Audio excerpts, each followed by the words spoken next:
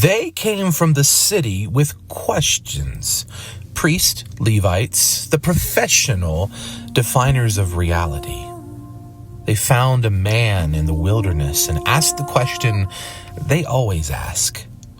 Who are you?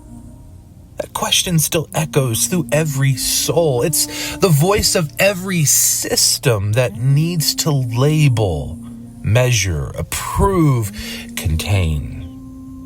But John the Baptizer doesn't give them a label. He gives them honesty. I am not the Christ. Sometimes awakening begins not with what you are, but with what you are not. You stop pretending. You stop fitting yourself into names that don't fit anymore. You begin to live in your own story. And they press him. Then what are you? Elijah? The prophet? They can't imagine that the divine might do something truly new. Their world only trusts repetition. Continuity is their comfort. Transformation is their threat. But John keeps saying no. No to their categories. No to their control. Every no becomes a door opening to a deeper yes. At last they ask the real question. What do you say about yourself? And John finally answers, not with a title, but with a tone.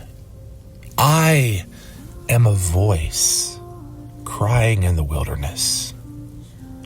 A voice, not a throne. A sound, not status.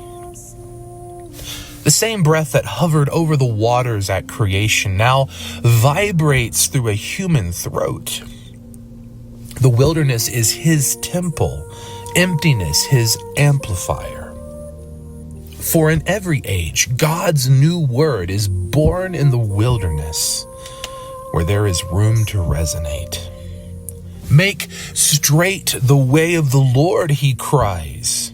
Make it simple. Make it open. The presence is already on its way. We are not waiting on God. God is waiting on us. The broadcast has never stopped. We've just been tuned to the wrong frequency. The Pharisees arrive next, clipboards in hand, asking, "Why then do you baptize?" Because in their world, only the certified may speak. Only the ordained may act. Power always asks, no demands authorization. But John knows existence itself is authorization. To breathe is to belong. To awaken is to be qualified. I baptize with water, he says. But among you stands one you do not know. Among you, already here. Not coming later, not hiding in heaven. Here, now, unrecognized, the Logos stands in our midst, waiting for awareness to catch up. John feels unworthy even to untie the sandals of this mystery. Unworthy. Notice the language of servants. Perhaps that's the last shadow of the old consciousness, the thought that holiness belongs elsewhere. But the Logos will soon wash those same feet, showing that worthiness was never the issue, love was.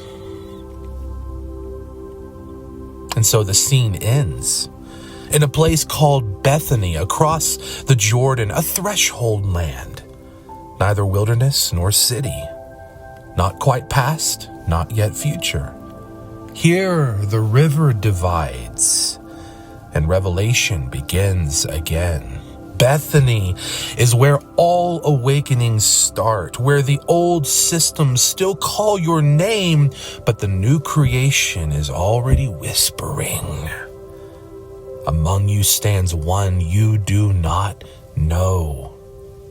Listen, the Logos is nearer than breath, and the river is rising.